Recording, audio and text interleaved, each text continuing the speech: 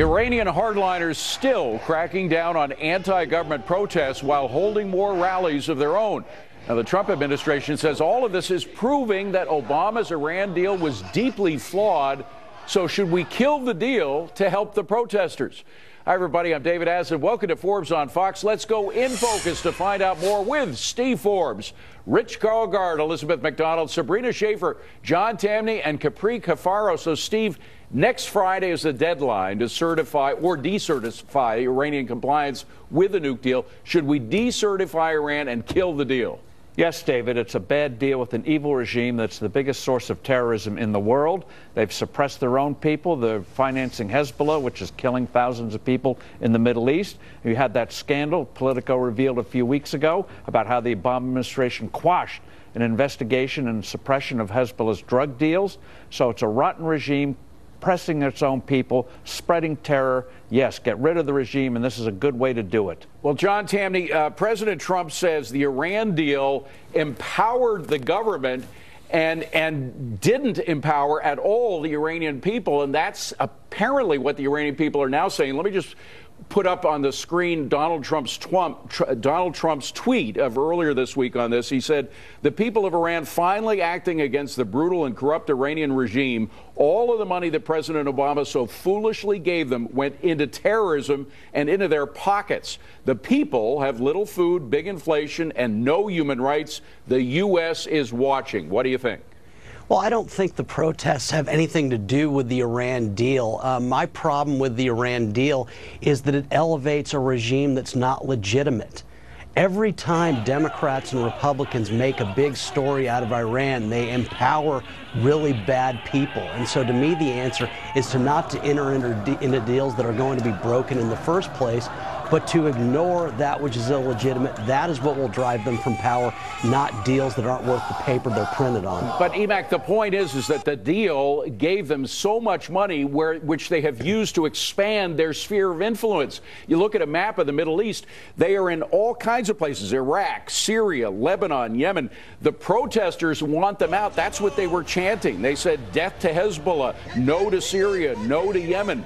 The protesters want them out, and so do we. Yeah, and the courage and bravery of and the heroism of the protesters, it's truly breathtaking and stunning. And you're right, the protesters are pointing out in Iran the sphere of influence that this corrupt, brutal regime has around the world.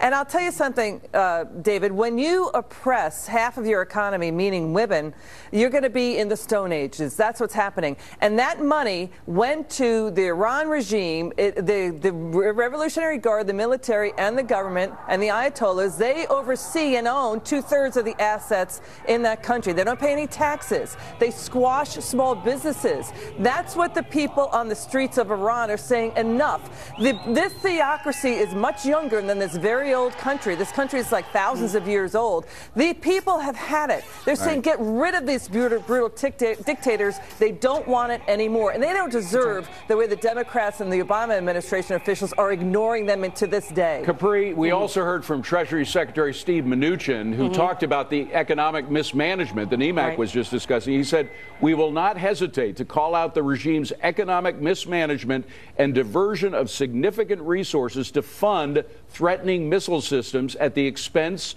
of its citizenry. He thinks, and I think, frankly, that we have a lot in common with the protesters here.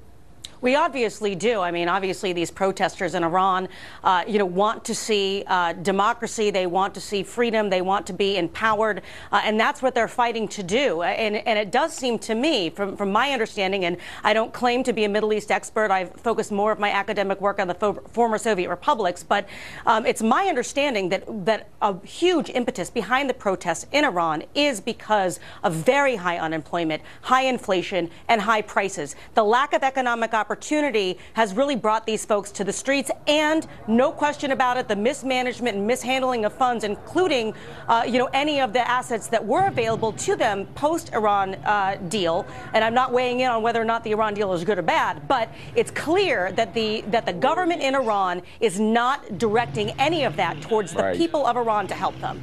And Rich, President Obama said that one of the reasons for the Iran deal was bringing Iran out of the dark ages, which it had sunk into. But in fact, it was empowering the people that want to keep it in the dark ages, no? That is correct, and I think that Secretary of State John Kerry and President Obama were so concerned about their legacy that all along the way they made compromises that kept the government in power.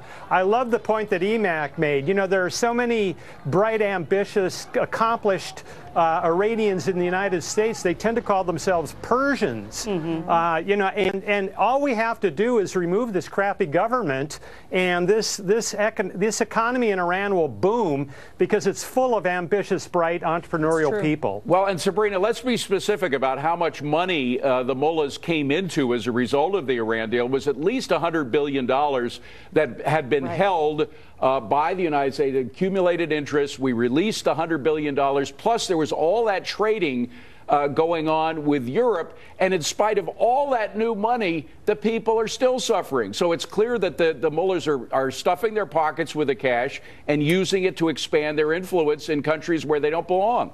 And I think it's that juxtaposition, David, between this idea that we were injecting $100 billion into the economy that would somehow help the working Iranians, and instead it went to places like Yemen and Gaza and Syria, which was killing its own people. It's hard not to imagine wanting to take to the streets for this.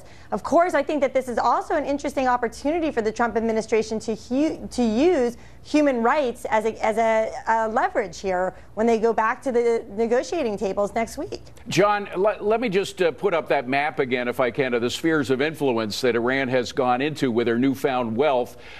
You look at where they are now and how they are expanding their influence, particularly in a place like Iraq, where we spent thousands of lives, of our own lives, and trillions of our own money trying to secure that country. That's where the Iranians are going right now. Don't we have a role to play when they are going into places that we've spent so much of our treasure on? Well, I suppose, but I would argue that if we shouldn't have spent so much treasure there in the first place. I don't see the advantage we get from being over there, but I'm hearing these $100 billion arguments. What if the government had distributed them to the people? That sounds like something the Democrats make when they say that we need to redistribute the wealth of the rich. The reality is the country is backwards economically.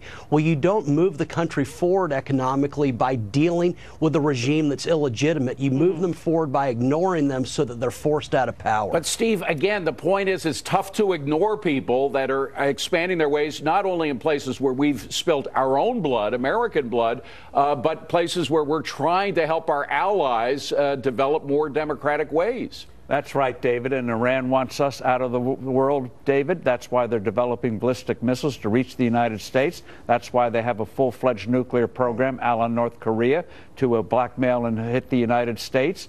So these people are ideologues, corrupt ideologues, but they're ideologues who want us out. They want to control much of the world. So if we ignore them, they're not going to ignore us. And the idea that if we ignore them, they'll go away, tell that to the Cubans, tell that to the North Koreans. Bad people tend to stick around. And we shouldn't ignore the freedom fighters, particularly after ignoring them in 2009. Yeah. This is apparently much more widespread than the protest in 2009. So there is an opportunity. Gang, good discussion. Thank you very much. Coming up next, forget suing over Trump's new tax bill. Should a new report have New York Governor Andrew Cuomo cutting taxes instead?